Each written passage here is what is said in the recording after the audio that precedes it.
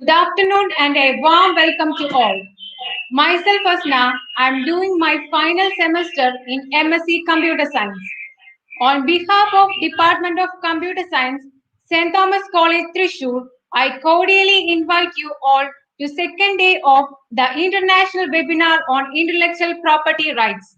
Today, we have an amazing resource person, Ms. Angayar Kanni Ramaiah, to speak about IPRs in the Precinct of Competition Law.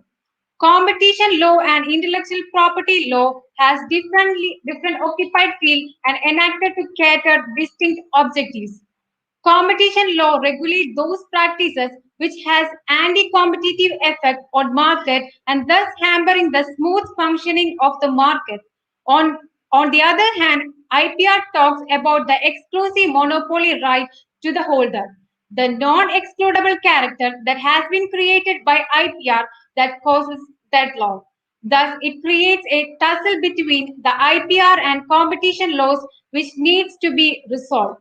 We are indeed privileged to have with us Angayar Kanni ma'am, who can give us a better perspective about competition law and IPR.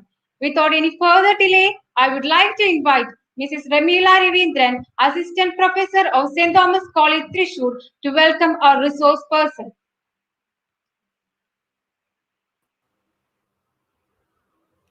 Thank you, Asna, and a warm welcome to all. I extend my hearty welcome to Ms. Angayar Kanni Ramaiah, our resource person, and all our dear delegates. It is indeed my pleasure to introduce Ms. Angayar Kanni Ramaiah to you all. Ma'am is currently the Senior Lecturer in Law at the Faculty of Business Management, Universiti Teknologi Mara in Penang, Malaysia. She is also the legal advisor and member of Universiti Teknologi, Penang Academic Disciplinary Committee. She is also serving as an in-house legal consultant for legal matters and compile issues with the university concerning any agreements, MOU and MOAs. Ma'am holds an LLB honors from the University of London and an LLM from the University of Malaya. She has completed her certificate in legal practice. She has been serving as an advocate and solicitor of the High Court of Malaya since 2006. Ms. Ramaiah is currently doing her PhD on competition law in ASEAN and hospitality law in Malaysia from the National University of Malaysia. Ma'am is a member of the Asian Competition Forum and Hong Kong Competition Association. She is a prestigious member of the Publication and Editorial Board Journal, EJSS. Being a hardcore researcher, she has many publications to her credit.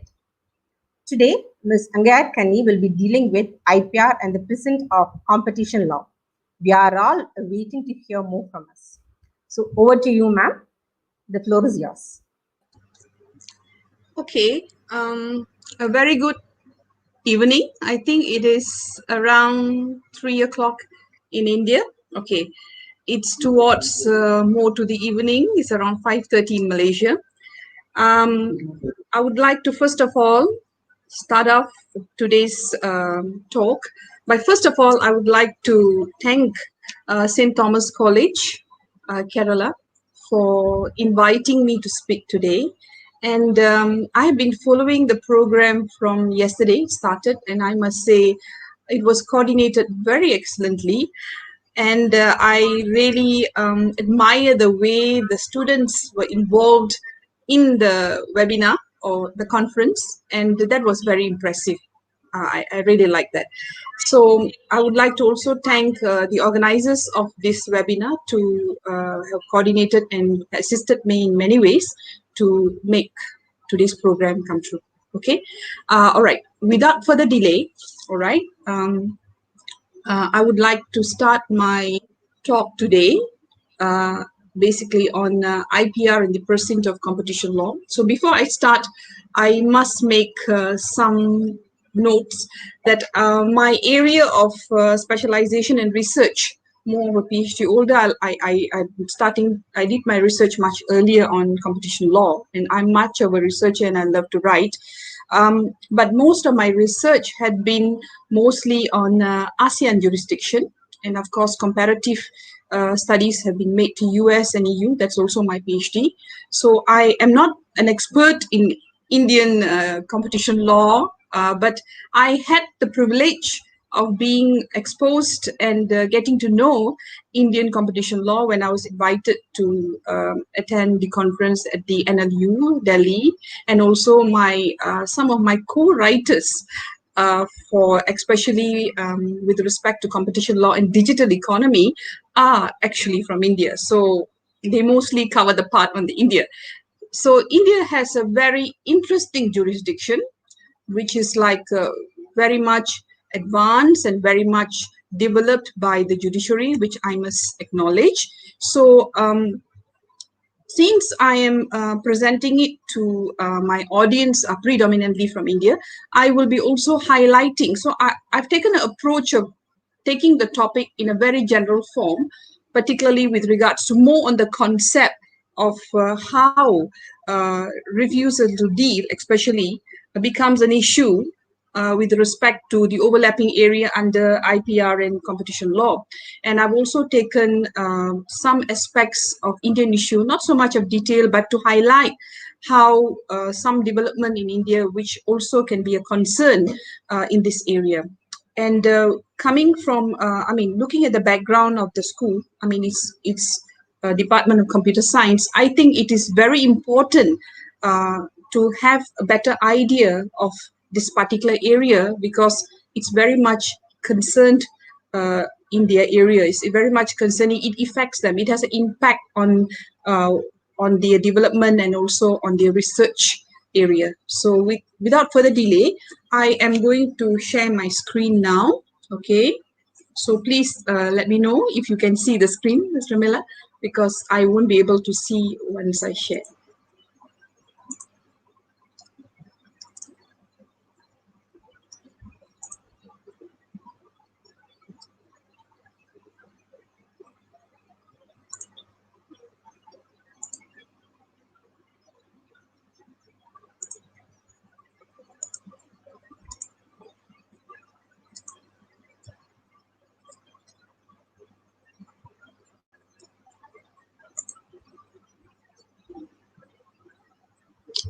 I was told that it'll take a few seconds for it to appear, so I'm trying to share the screen.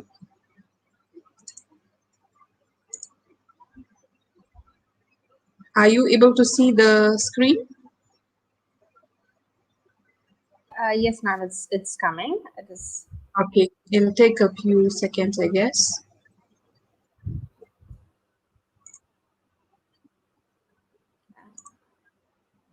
Yeah, it's done, ma'am. It's done, ma'am. Can you see the first screen? Yes, All ma'am. right. You can see. Okay. Yeah. All right. I would like to. I've got a lot of slides, but I'm going to make it simple because, as I mentioned earlier, what is important is trying to understand the concept, because if you understand the concept, then you will know what is the implication and the impact with respect to the areas concerned. So I would very much like discussion on question based on the concept. All right.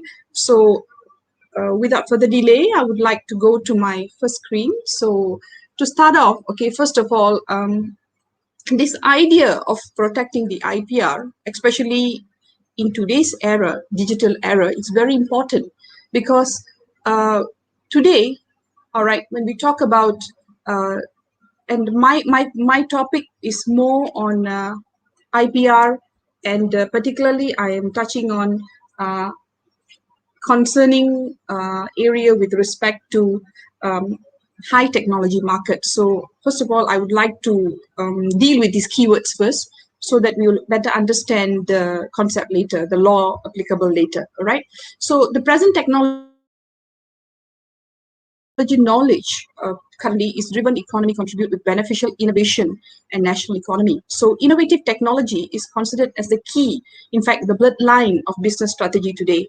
So the survival of today's innovative technology is very much dependent, okay, on the technology and how innovative they are. It's not a passive technology. The technology has to move from one to another. It's like forever improving, whether it's for the better or whether it's for the worse, or is it really beneficial, or is it really, that is a completely different question. But if you look at it from the commercialization, market point of view, okay, it is very much important to the survival of business players, and it's one of the elements to increase profit, market share, as well as benefit the society's well-being.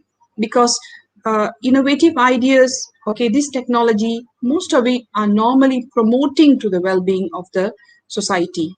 Okay, when we talk about the well-being, I'm talking about the general well-being overall. Okay, so hence an effective protection for the intellectual property rights is very critical issue,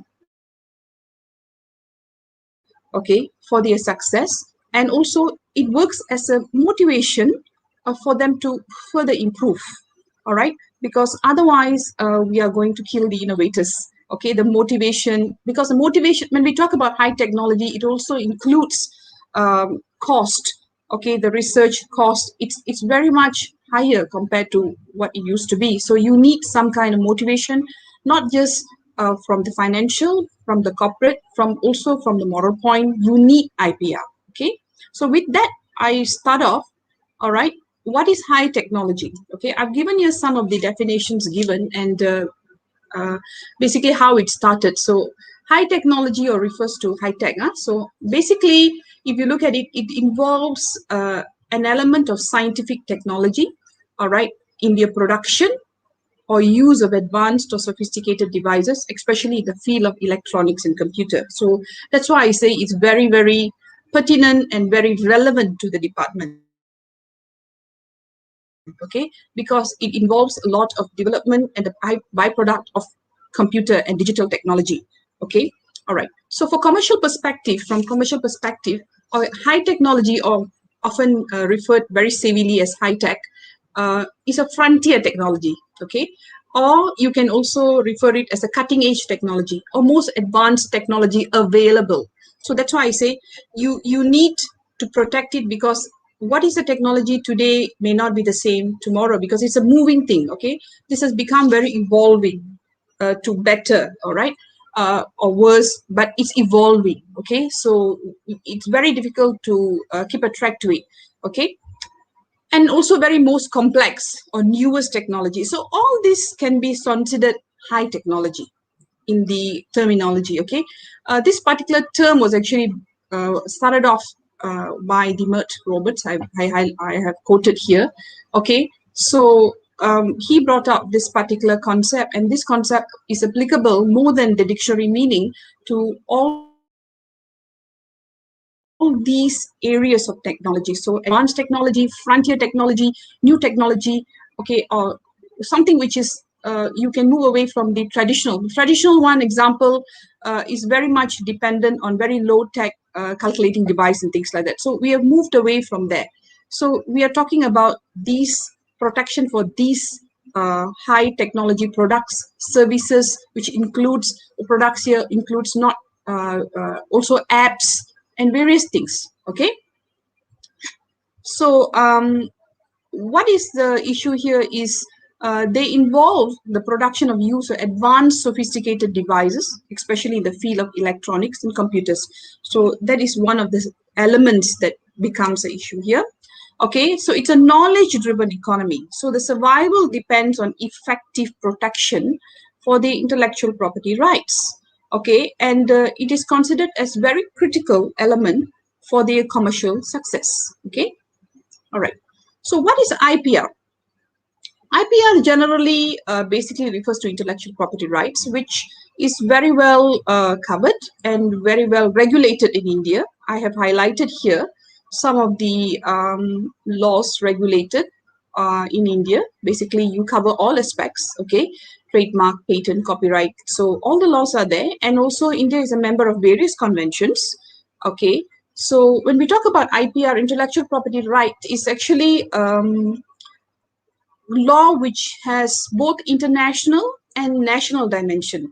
Because when we talk about patent rights and all this thing, once you register, it becomes recognized internationally. Okay, of course there's a lot of technical issues involved here, where you register what, all these things.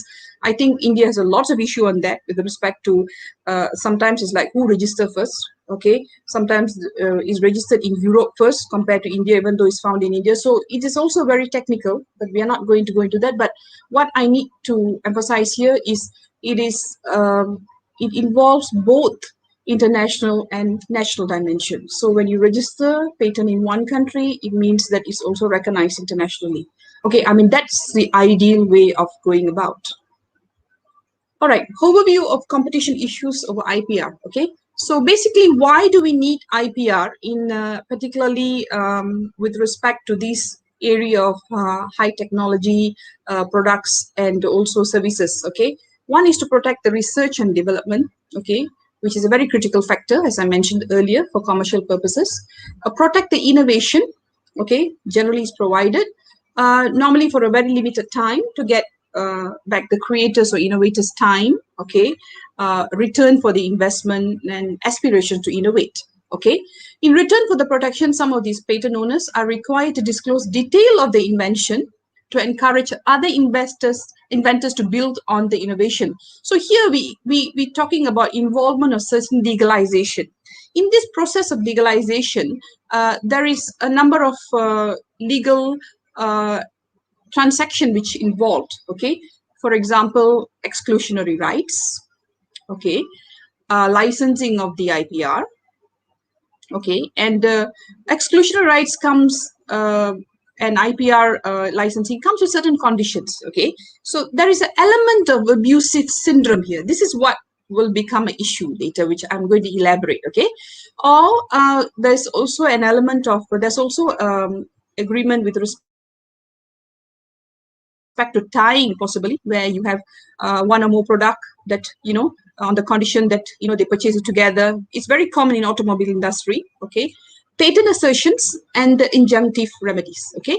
So these are the protections actually given, and what it entails is, it entails certain level of monopoly, okay, to prevent rivals to sell it at a lower price, because they can sell it at a lower price because they did not put so much money into the investment of the research and development. So they only take the idea end of the day and they sell it. So we want to prevent that. But on the same time, you have the issue of competitive oligopoly dominated by only few large firms. So you need to control that, because if you don't control that, it will become an issue, because there'll be a price war, and then compete with various other ways such as advertising, product differentiation, and barriers, okay. And next thing is it facilitates stream of monopoly beyond recovery of cost of innovation, okay. So there is a time limit always set, always, okay. If you don't set a time limit, then of course they will be riding on it, and then they will have they'll be abusing their monopoly power, right? So we want to regulate that too. And in developing country especially, we face inadequate standard of international IPR, okay. For example, exclusion and flexibilities. And developing country must understand most of it, they are the end user, so we only get the license. So they have a very conditional use. So you find that especially we have a lot of issues in the case of pharmaceutical products and things like that. Even now when we're talking about COVID-19 vaccine, you find it that you have to go by their condition, but some of it may be not a very fair condition, all right, or it may impose too much of burden. All right, so we would like to regulate that. So these are some of the issues of competition law over IPR, where we need to regulate the market, okay. And there's primarily two aspects that we want to regulate. One is anti-competitive agreement. That means we want to prevent all those elements, like with respect to, I'll come back to this in another slide, okay. So we want to prevent two things: monopoly as well as anti-competitive agreements, which is going to affect the market, okay. That means there's no fair, or with respect to the pricing, overpricing and things like that. I will come into detail into this later in a while, because I'm still dealing with the concept, right? Okay, role of IPR in innovation here is basically to protect industrial design, trademark, patent rights, industrial design, and copyright. Okay, so the role of IPR, especially with regards to intangible property, because it involves a lot of innovation, because that is the main concern here. Because the innovation, the innovators want their rights or want their special rights to be protected. So it's like an individual right versus public right. Okay, so innovation is not an invention actually. Okay, so innovation is a process which begins from the conception of the idea to the launching of the new product process in the marketplace, which means commercialization. So when it comes to the stage of commercialization, there's involved a lot of beyond R&D and then also various aspects. So they want to make a profit out of it. Otherwise, they do not want to commercialize it. So the role of IPR is on the intangible property is to economic rights of the creator, commercial exploitation of the owner of the IP, capital expenditure, transfer of technology, cultural development, and then tax benefits, promotion of international trade. So it involves a lot of these aspects which is taken into account, right? Okay, so now coming back to the point of what I am trying to talk about here, all right, recognizing that the IPR need to be protected.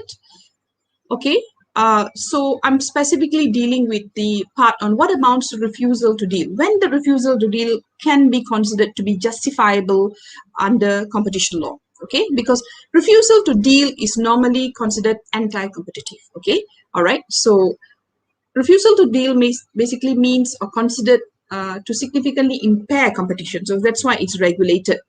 So what is RTD? RTD is when a firm refuses to sell to another firm or willing to sell only at a price. So that means they're controlling the price. Normally it happens, we have two levels of trade in the business. One is vertical and horizontal. Vertical, that means when you buy it from the dealer, the manufacturer, and it comes down. Okay.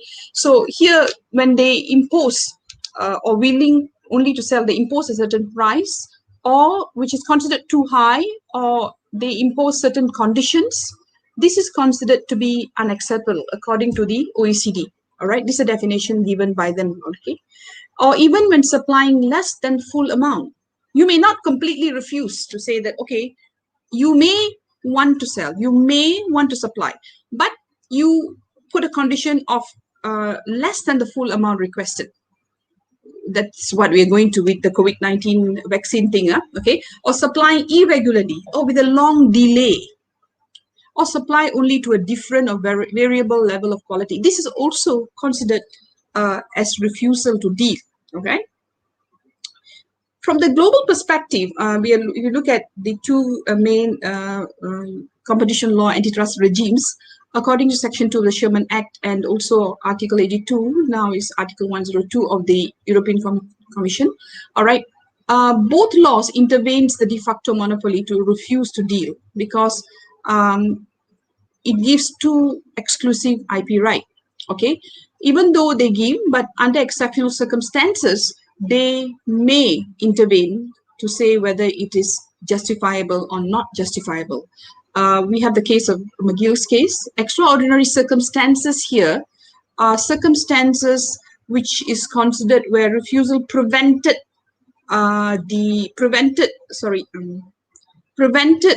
the appearance of a new product where there was a potential demand for such product. Okay, and this is actually especially essential products and products which is considered to be very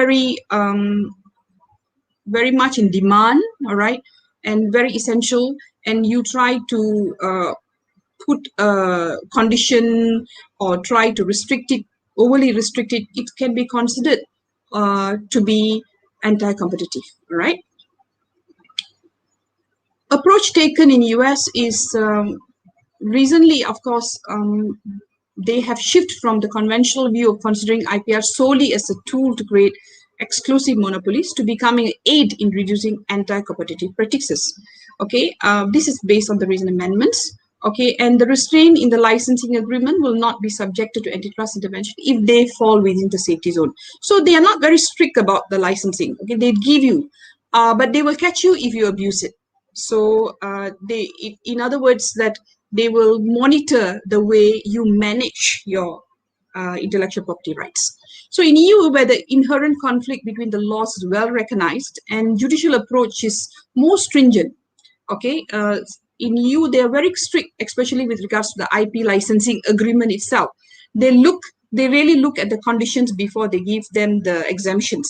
So we have individual exemptions and block exemptions, which used to be easy to obtain, but no more, because they really look into the conditions of the agreement, unless and until it's really necessary, and they look at the terms of the agreement, whether it's justifiable, fairness, and all these elements are taken into account before it's given. Okay, basically to prevent the abuse. All right, examples involving a total welfare issue where these things becomes a matter is like certain apps like we had during the ride sharing apps, which was like when totally controlled. If you totally control, then it's not going to benefit.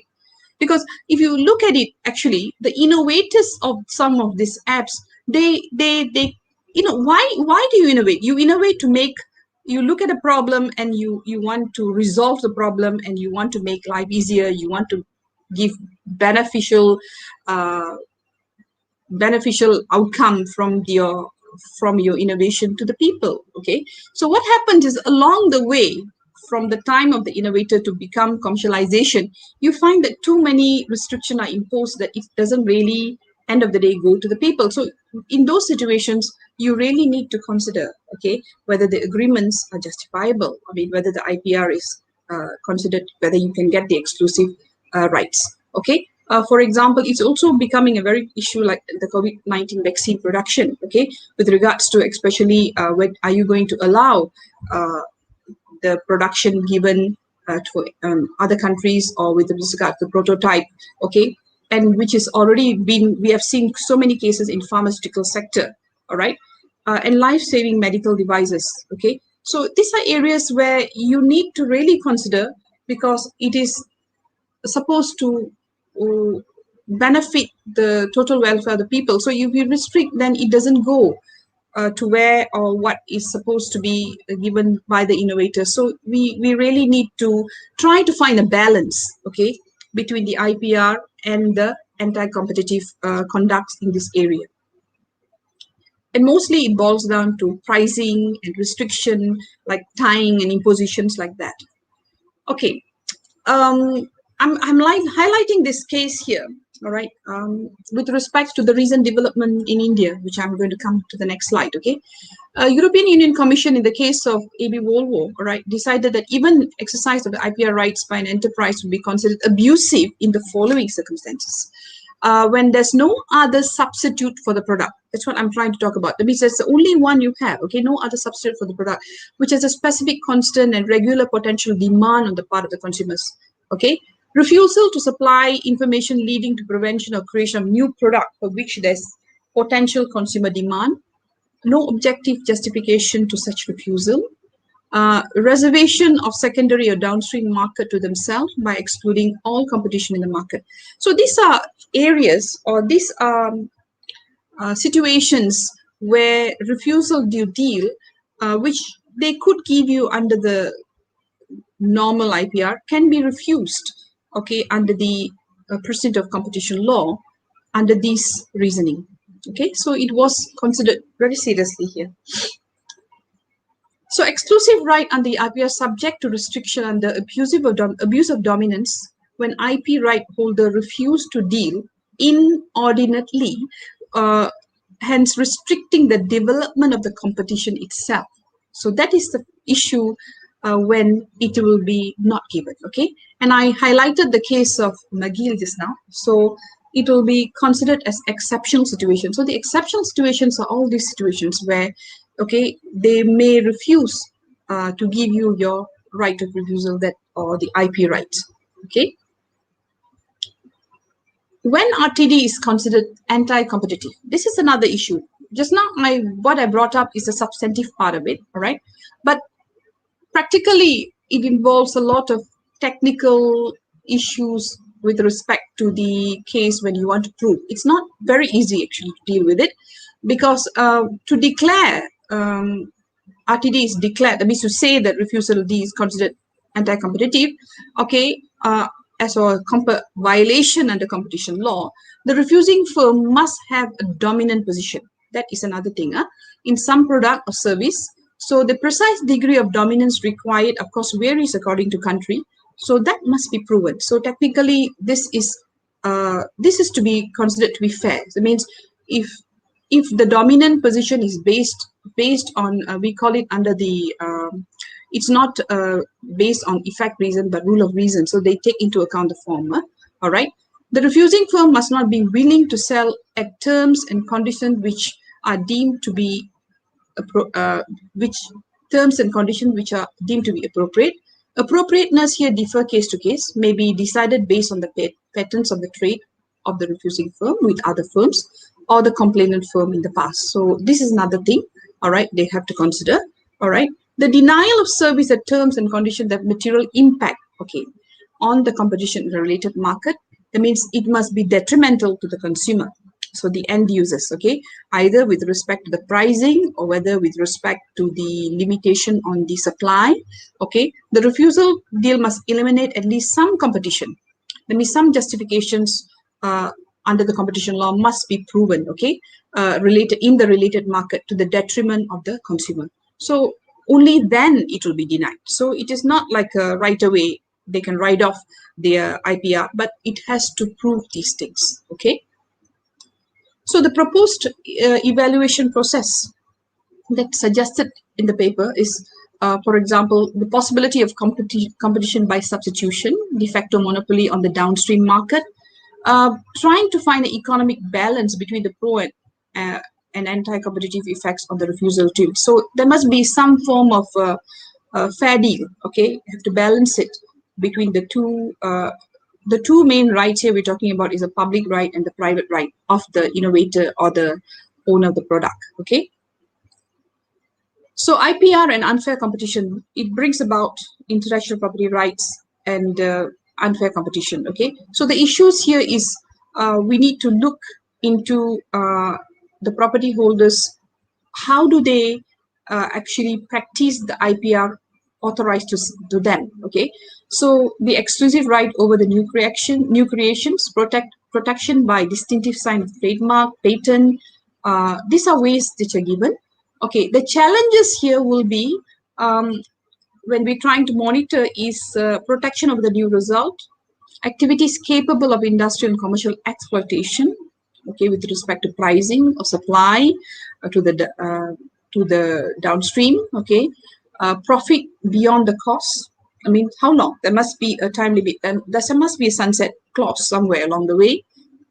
Exclusive sales versus effect on the price levels, because you make it very exclusive, you make it very difficult.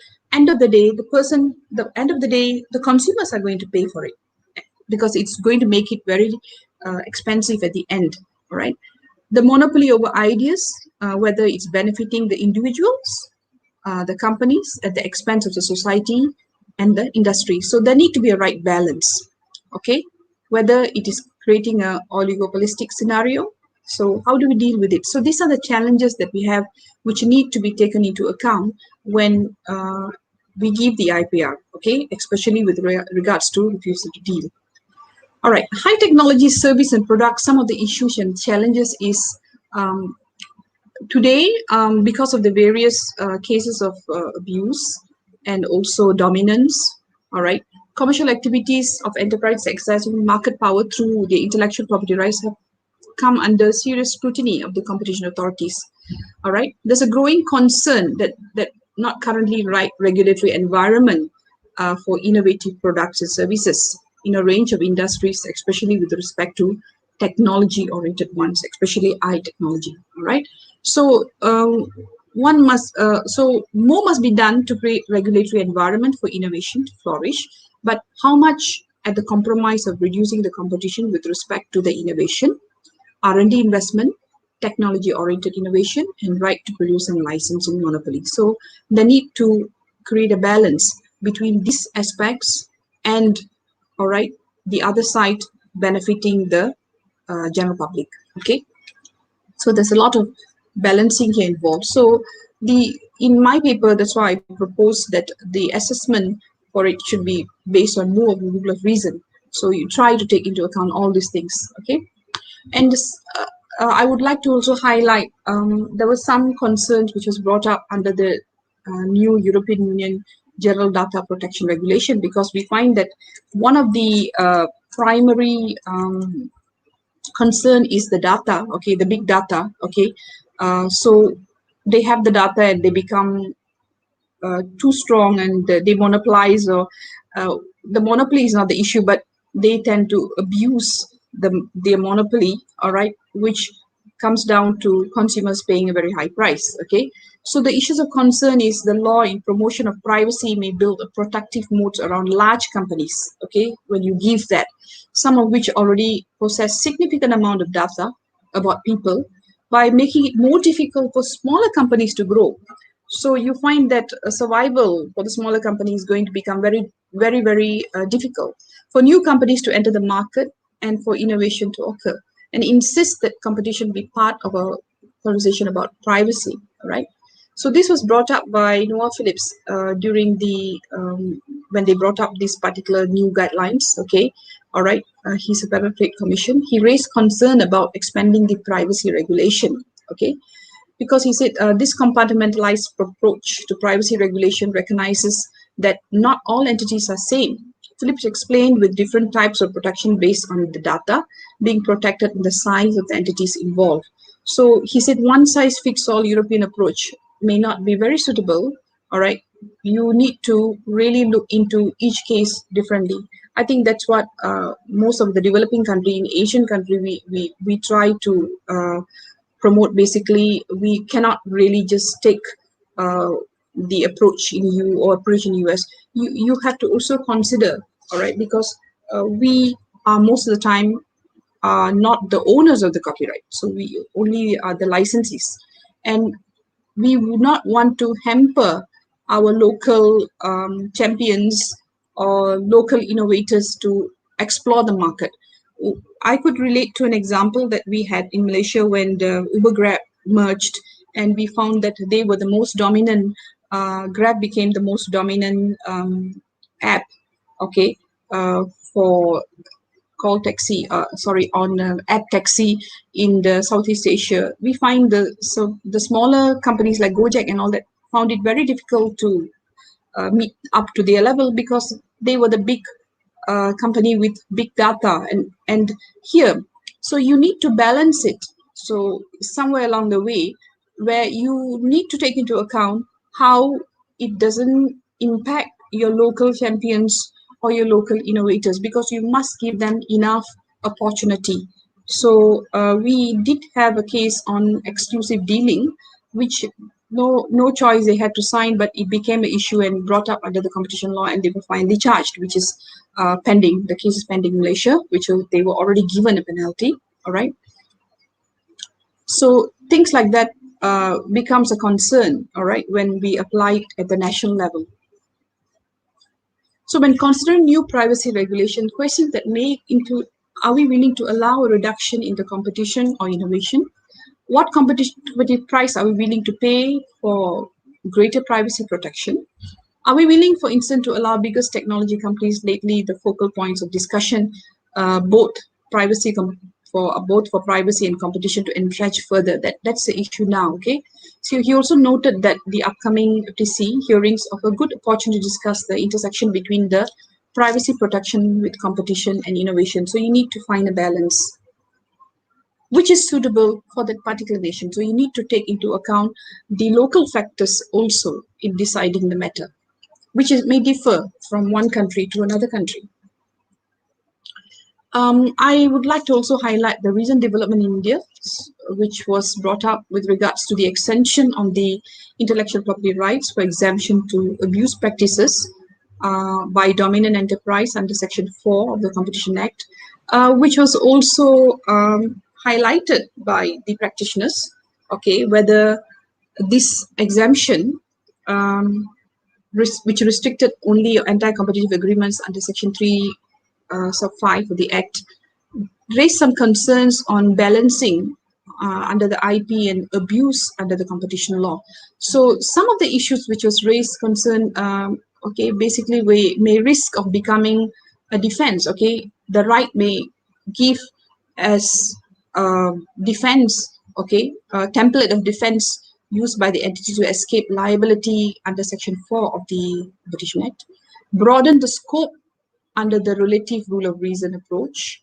CCI has failed to provide appropriate and definition on the what constitutes reasonable condition. So there's a lot of gray area here which has to be dealt with. Okay, so they brought up the issue. Okay, I just wanted to highlight here. So this is the recent development.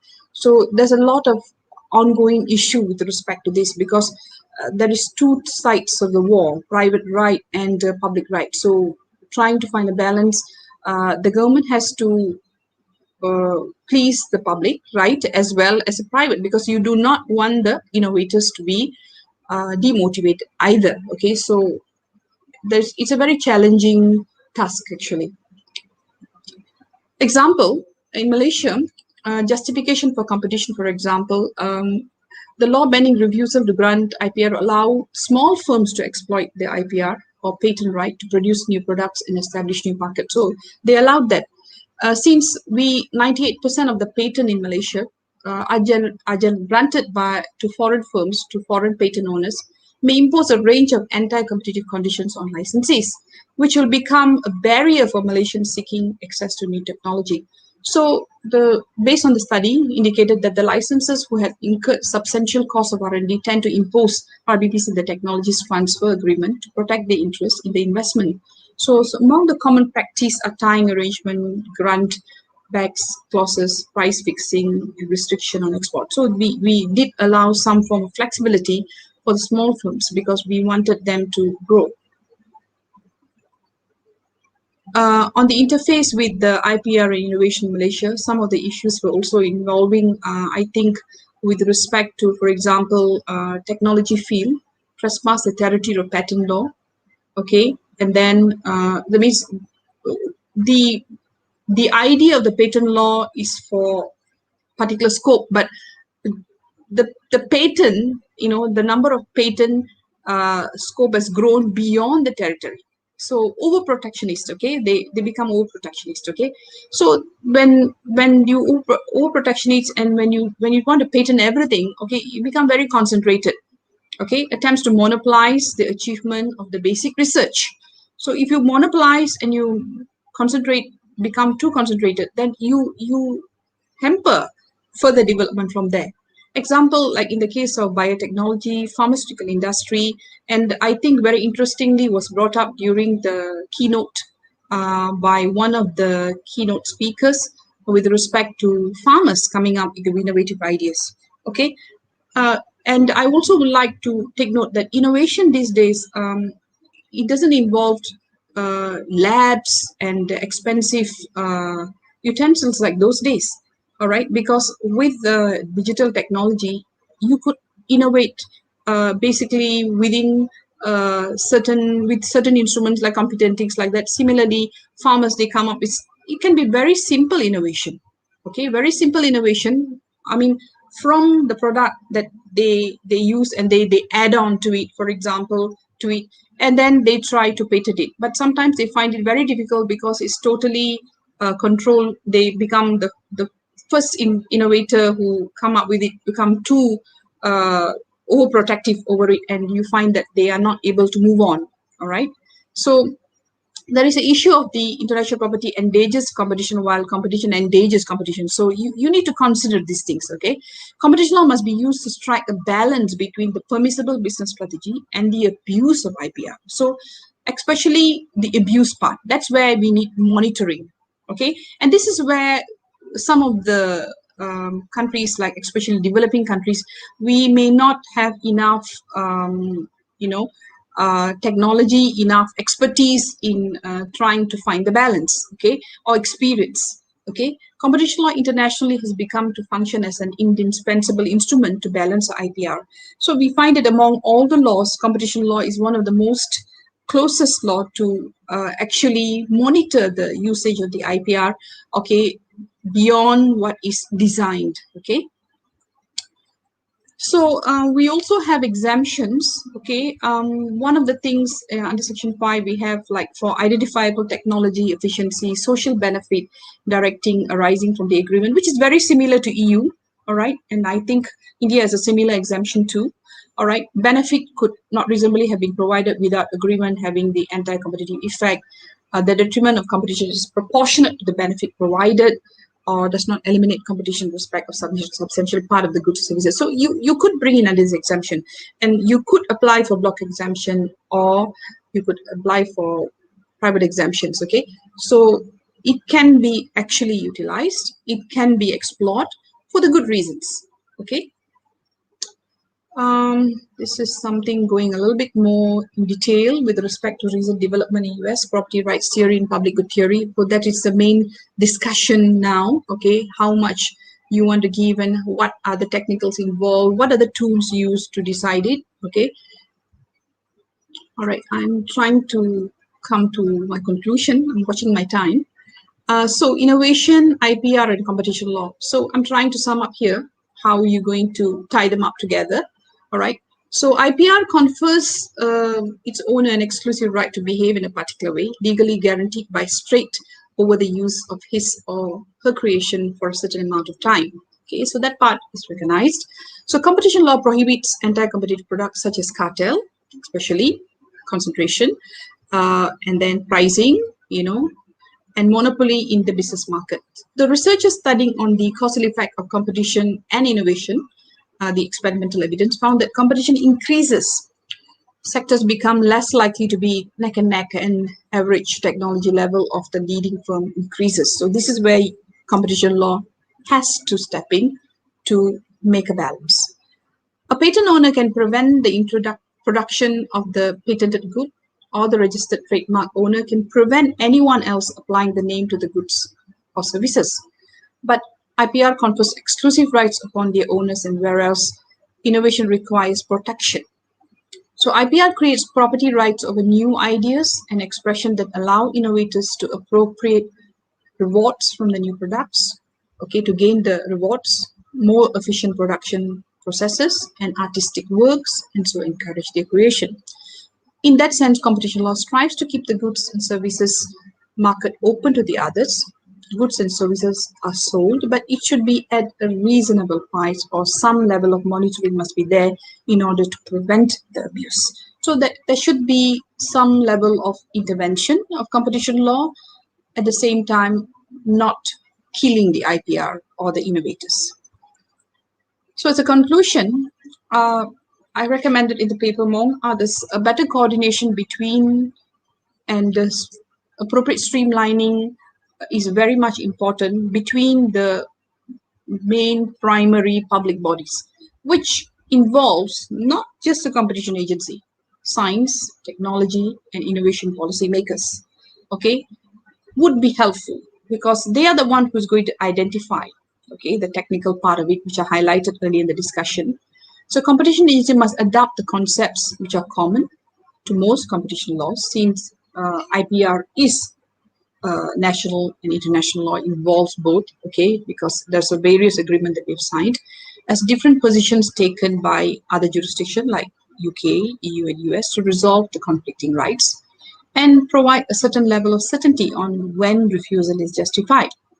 I mean, there is a lot of gray area here, which we need to classify and to see when it's both good for the innovator as well as for the regulators. Okay. Growing concern on disruptive innovation is another issue, which also requires specific provision of law and guideline rather than general guidelines to address issues relating to IPR, because disruptive innovation does not just come up with new ideas, but they wipe out some of the conventional ones. So you need to come up with a proper guidelines on that, which need to address the issue.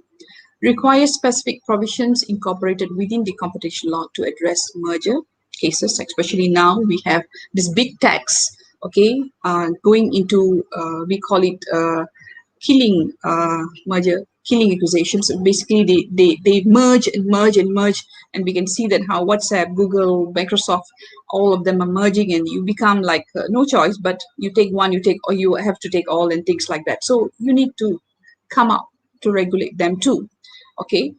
Because ultimately, otherwise they'll become a big giant and domineering over, especially with regards to conditions and things like that. There is a need to strike a balance between IP and competition law by allowing a protection of the IPR holders' interests legitimately for genuine innovation reasons, while equally protecting against abuses that may unjustifiably distort competition. So this carries lots of message which have to be reminded every time when you are trying to say no or yes, because sometimes it becomes so technical, all right, as it doesn't really come back to what is the genuine reason why the IPR is given there for. So we have to go back to that. All right, conclusion. So that is my last slides, concluding remark. With that, I would like to conclude my presentation today.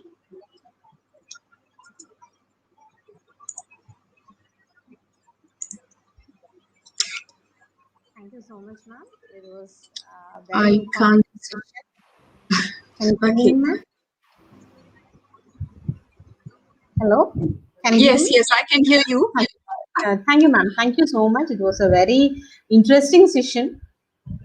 You had given an outline about how and why we always say about competition laws, how what all can be done, and IPR was considered always as a different as a competitor for the competitive law. Yeah, You yeah. gave an It's insight. always fight against each other.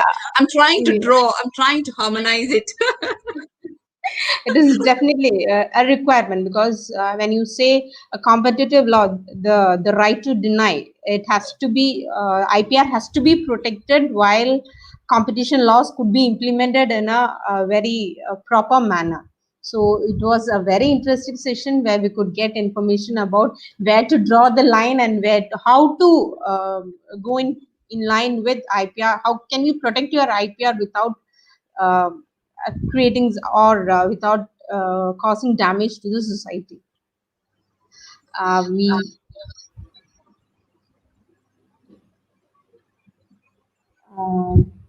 I'm not sure what is we my timing. In fact, I had more slides, but I was trying to reduce it because I was worried that it'll take too long. And I didn't want to go into too technical because both the law is a very technical law. If you compare to many laws, IPR as well as competition law is a very technical law. It's not like a straightforward law because it involves lots of other aspects. Like competition law, it is most of the assessment is based on economic reasoning. Okay, so it's like rule of reason per se, prohibition. So this it's very technical. So what I was trying to do here today is to simplify it, because going back to fundamental, going back to the very basis, what are the pointers that we need to highlight in order to draw a line to say when you can and when you cannot. And one of the most important question, one of the most important issue among the very many IPR issues is refusal to deal. There's also other issues, but I only highlighted a very small issue, refusal deal, which is a very, very pertinent issue now, because with regards to the my recent research is like another paper with regards to the COVID-19 vaccine. Every country is facing that. You see, the producers may have a upper hand if you give them the IPR, and how long they are going to be domineering? Are they going to give are they going to give down the lane to other companies to produce the prototype? And so many issues involved here. So it goes back to the law. So you need to go back to the law to say what can you do and what you cannot do, because you will give too much of protectionism, then you are a slave under that. Okay, so at the same time, and the closest law to monitor this at the moment is competition law. So that's why I say competition agencies must work with these technologies, various government agencies, but they must work with competition law, because competition law is the instrument or tool for you to try to draw a line and say you're abusing, where to stop it, and what are the conditions that you can give. Okay, so we do not want to wipe out the IPR. At the same time, you need to find the right balance, and that's a very technical area where you need to work together. Exactly, ma'am. Ma'am, you have another 10 to 15 minutes. If you could add more, we'll be happy to happy to Okay, hear more. We have 10 to 15 minutes more. all right. Is there any questions that brought up in the chat group or anything like that? No questions, ma'am. As of now, there All is right. no questions. Okay. Maybe I can add on with some issues which was brought up recently. Okay. Ma'am, before that, I just have a question. The question was, do we have a standard agency in dealing with competitive laws? Yeah. CCR, talking about Competition Commission. Pardon, ma'am? You're talking about your Competition Commission? Are you referring to your Competition Commission? Yeah. Yes, ma'am. Yes, ma'am. Yes, you have a Competition Commission. I'm quite familiar with that. All right, and I think India has recently amended quite a number of law, okay, with respect to IPR, okay, and is also a member of various IPR conventions and area of media. Oh, okay, there's a question I see. How far IPR are protected the area of media? That is actually a little bit out of the topic today because I'm dealing with high tech. But I could highlight something here when we talk about media, because I think where the question is coming from, maybe it's because recently there has been a particular decision which was made by the court, I think, the European court, with regards to the usage by Facebook on the materials from the media, especially journal materials, okay, where they need to get prior permission. So are we talking about that?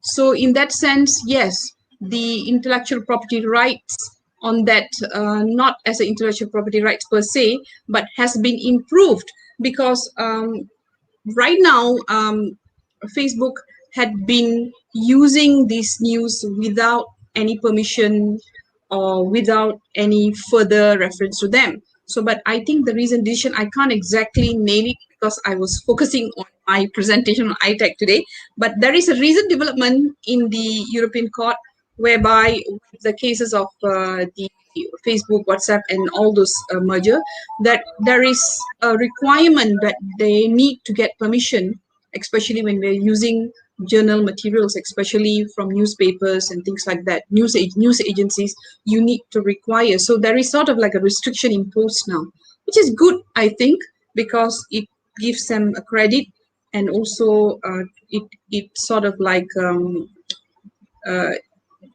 gives them further property rights on their finding. I hope I have answered your question, because that's completely a different area, which I have to highlight, totally different area of law and areas or cases, because that's media. Media is another huge area, which is also a very evolving issue, because especially with regards to the various newspapers which has gone online, they have been just taken without permission and been used, all right, before even verifying it. Some of it's not even verified. So you will find it under the new use of especially WhatsApp and also Facebook. There's a condition now, have you verified before you actually publish? So this came about from these cases, actually. Other than that, I would also like to highlight on the, as I mentioned just now, another aspect that we also need to look at is, I think we need further consideration. This is like, when we talk about my paper today, of course, is more concentrated on high tech, but another area of IPR we need to look at is innovations coming from not very high tech high tech, but it's not coming using, as I mentioned just now, expensive lab and utensils. Okay, like I think we have so many conferences now open for innovation, from the schools, secondary schools to primary schools. We have so many organizations which, or universities, like my universities have it every year, where we encourage innovators from the school level and also from the college level, from the university level, among the lecturers, to come up with innovative ideas, which does not really require so much of tools and utensils, but they come up with an idea. Okay, and we encourage them to actually register it. Okay, and when it comes to these things, so, and then only then they go for the commercialization of it. So here, this is where the area where we need to look into it. So if you over restrict competition, competition law over restrict IPR, okay, because IPR is, those days we understand IPR is rich becoming richer. It's like, oh, I got it, because it's like, for you to come up with something, you must have the lab, you must be a corporation with a various R&D. So rich become rich. This idea of rich become rich must change today, because today innovation, anyone can come up with the innovation. All you need is like this. I always become appointed as a judge for this innovation group, especially school and also colleges, and sometimes I'm really impressed. All they have is like 2 boxes and and few things which you can buy it off the hardware shop, and they come up with something new totally. It's really amazing. So, and you need to really protect them. You really need to address and recognize their idea.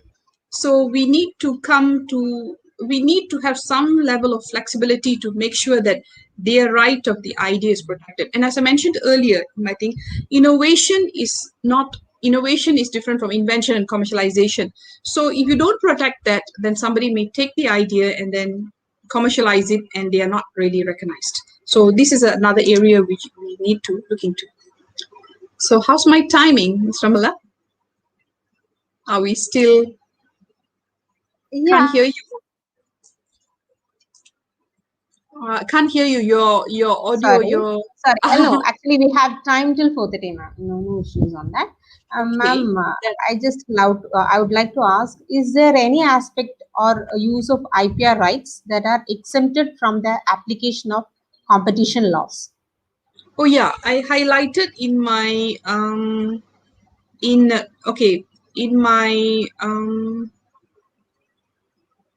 my PowerPoint just now. All right, so definitely, when we're talking about IPR itself is an exemption. Okay, so IPR itself is an exemption, because when you deal with, when you have an intellectual property right, for example, like a patent or a copyright or a trademark, only then you can impose some restriction. You see, competition law is all about making open market. That means it really against any form of restriction, because the idea of competition law is basically, it derives from the economic theory of trace back to Adam Smith and all that. So basically it is like you cannot impose restriction. Okay, that means individuals cannot impose restriction, government cannot impose restriction. You have to let the market compete and decide the price, so that it will be the best for the consumer. So it basically entails 2 points. One is you have a very competitive price, and 2 is it improves choice, because the more producers, the more you find, and then you find you have a better choice, and you can choose which is the cheapest or which is the better.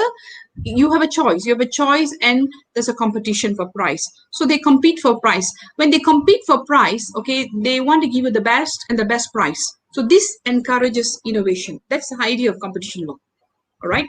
So when we talk about IPR itself is a restriction. So there is a particular guideline in every competition law, and India have one too. All right. So where you give these things can be allowed if you have IPR, under the each IPR. Okay, so that means you're allowed. One of it is refusal to deal. That means you only deal under certain condition. So you have a right to impose license. You have a right to impose condition. But what I'm talking about is like, when can you intervene the right which has been given? Is you? That's why I say you have to go back to the genuine idea why you gave the copyright, why you gave the patent right. Okay, because if he uses the patent and he holds it for more than the time frame that he has already recovered back whatever he spent in R&D, and he still want to have the monopoly, that's not fair. So that's why under IPR we have like number of years, right? And then under competition law you also sort of like have a condition until when you can have it, or what kind of how you use the rights, especially with regards to licensing, pricing, and things like that. So it normally will have a vertical effect, okay, in the sense that from producer to the manufacturer to the licensee to the sole distributor. So you are trying to give them with certain kind of condition, but the condition should be reasonable. It should not be abusive, and that's where you are going beyond whatever the parameters which was actually designed by the legislators. So this is where the competition law has to intervene to take it away. All right. Other than that, in competition law itself, there is certain exemptions given for innovative technology and innovations which considered to be beneficial and things like that. They can get special exemption from competition law, where they have a right to actually protect the innovation. So that also comes as a separate one. Under block exemption, you apply separately under block exemption or private exemption, okay, under certain conditions. So that is, yeah. Thank you, ma'am. There is yet another question. The question is, when there is competition and there are n number of companies, if some of them quit at the end, eventually it will lead to monopoly. So what is your thought on that? Can you repeat the question again? When the competition is very high and some competitors quit due to the competition, there is like competition between the higher end and the normal slot. The higher the corporate, normally they win, so Yeah. it leads to monopoly. That's So right. what is That's your, right. yeah, Okay, how can this that is be? okay. This is the area that where this is what's happening. This is a common practice if you do not regulate the IPR. If you don't regulate the IPR, okay, what happens is, especially bigger corporations, because of the position, okay, especially now when we are talking about like big data, it's not everyone can have the big data. You must be a person who if you look at the digital companies, big huge companies, digital companies, they give you the service free. Okay, they give you the service free. You just put the app and then you use it. They make the money in a very different way, because basically through advertisement or other forms. Okay, so they give you, but everyone can give you that, isn't it? Only bigger corporations. So let me give you a classic example of what the question entails to. Okay, when we had the merger of Google, the merger of Grab and Uber and Grab. Okay, when we say Uber left, Uber didn't exactly leave. They merged with Grab. Okay, of a 30% share. All right. So when they left, Grab became the most dominant app. Okay, for in Southeast Asia, and all the Uber riders who registered with Uber had no choice. All right, they have to register with Grab based on their condition. This was the case in Malaysia, right? So we do not have a regulation for merger in Malaysia. So we could not really control their merger. In fact, in most of the Southeast Asian countries, even the countries, the state which has merger control like Singapore, somehow they bypassed it. Because when we talk about this bigger corporation, the bigger corporations, they operate cross-border. That means they may be a registered company in US, but they have a registered company in Malaysia, in Singapore. They have no territorial restriction. Okay, they operate in a cross-territorial, so it's very difficult to monitor them. All right, and very difficult to control them. So we had a dilemma. All right, we can't say no to Grab because we found that we needed the service. We wanted it. The people wanted it. All right. Most of the countries, Indonesia, Thailand, they wanted the service. So if the government say no, you have done a very anti-competitive merger, which is going to, you have agreed on a very inappropriate terms so that you cannot operate in Malaysia, you can do that. But then again, the effect, the consumer, the people want it. So the government have to draw a line whereby you need the service on one hand, because when you say no to Grab, you're saying no to innovation. You're saying no to digital economy. So you have to take them in, all right, based on the condition. But what we could do is when they operate, okay, we have to monitor the way they regulate, the way they operate. That means, is there any abusive behavior? So it comes more on the abusive behavior part rather than the transaction, the agreement. So I think most states in Southeast Asia experienced that when the merger happened because they had no choice. And then you have the mushrooming small cab companies, which do not have a very sophisticated app, but they were trying to. Okay. And the case was when the Grab put a restriction to the drivers saying they have to sign an exclusive agreement. That means they can only promote Grab. If you sign with your phone number with Grab, that means you cannot sign with any other operating services, which was the one that's called it abusive. Because if you do that, all right, most of them will take Grab, definitely, because it's much more established, and then the coverage is much more wider in whole Malaysia, and also you have the app and you can go to any Southeast Asia country and use it.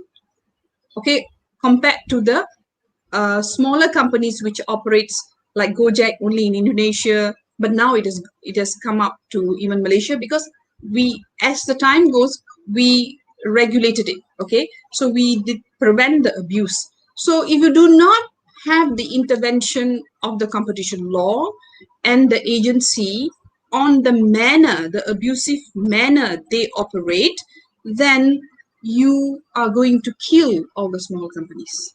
You are going to kill your local champions. So this is where it's very important for the role of competition law to monitor the abusive behavior. So even though the merger got away, but you need to monitor how they operate along the way. Okay, so example is like these exclusive agreements that they make with the riders. They cannot promote any other apps except Grab. So that was found to be anti-competitive in Malaysia, and they were charged by the competition agency.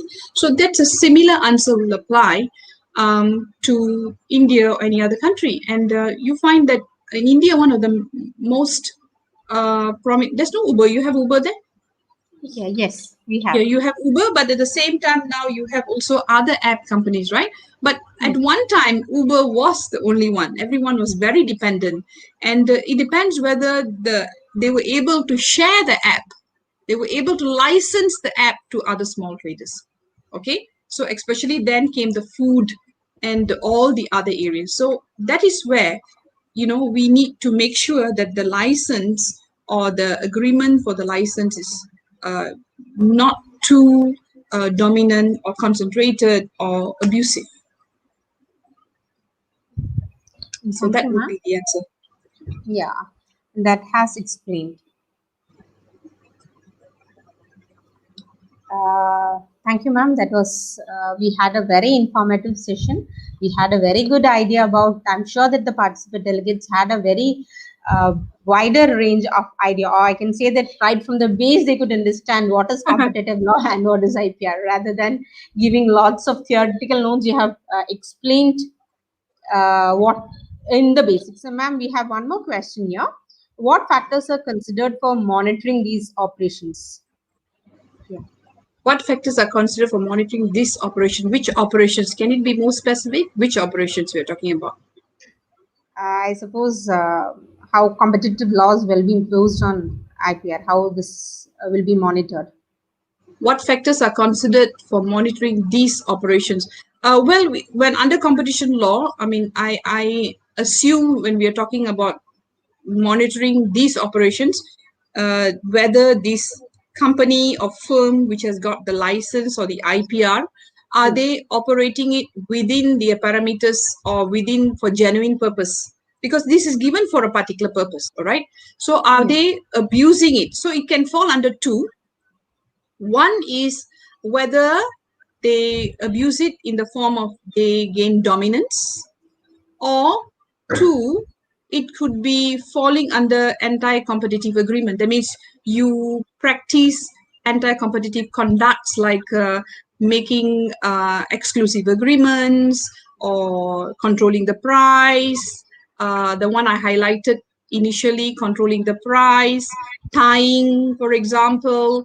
Okay, this is where, all right, the competition agencies can actually intervene and take away the right.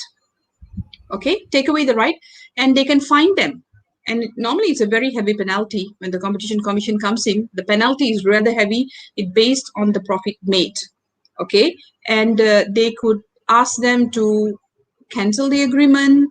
Okay, and put other conditions too. All right. How it happens? Okay, normally it happens by complaint. Okay, anyone can complain as a consumer. Okay, in platform industry, especially like in Uber and Grab's case, platform industry, it's two-phase. Okay, so basically it can come from the consumer or the rider. So it depends. Whoever can complain, and I think in most states they are given protection, whereby the identity is not revealed for purpose of security purposes. And some of it can also lead to, like cartel, for example, can lead to criminalization in certain jurisdictions. So the monitoring part is how active the Competition Commission is. And I think Indian Competition Commission is one of very active one. I must give credit to that. And I think there is also the judicial decisions by the Indian judicial decision also very good in the sense that they have explored various levels of how these laws can be applied more effectively and efficiently. So if I had the opportunity, I could, of course, share very interesting cases that we have, but I think due to constraint of time and my scope of discussion today, I've not shared. But if you could look up, you have very interesting cases. Indian Commission has actually come up with lots of cases on this matter, and they are quite active in this matter, quite active. That's why I brought up that issue on the amendment on the intellectual property rights, which is going to widen the scope of protection. So the practitioners and the scholars in India had brought up various issues of concern, which the Competition Commission need to look into in order to prevent it to become a floodgate argument for them to use it as a overriding regulation to ride over the abusive manner or concentration or dominance. So I think in coming years, I think we will see some further development in this area. Thank you, Man. Thank you so much. It was a pleasure hearing you. Hope to have you soon in some other sessions also. Oh, We'd like yeah, to hear sure. more details, more about this topic. It was My really pleasure too. interesting. Thank you so much. So thank you for your time. On behalf of all present here, I extend my gratitude for this wonderful session. Thank you so much. Thank you. Thank you. Thank you, ma'am, for the fruitful section. Everyone, please make sure that you fill the feedback form. Feedback will be open for another 30 minutes. That's all for today. Hope this section will help improve your IPR portfolio, and thank you for your active presence. We will continue this webinar tomorrow 3 p.m. Hope you all will be there. Once again, thank you all for your valuable presence, and this is Asna Sabu signing off. Thank you. Have a great day.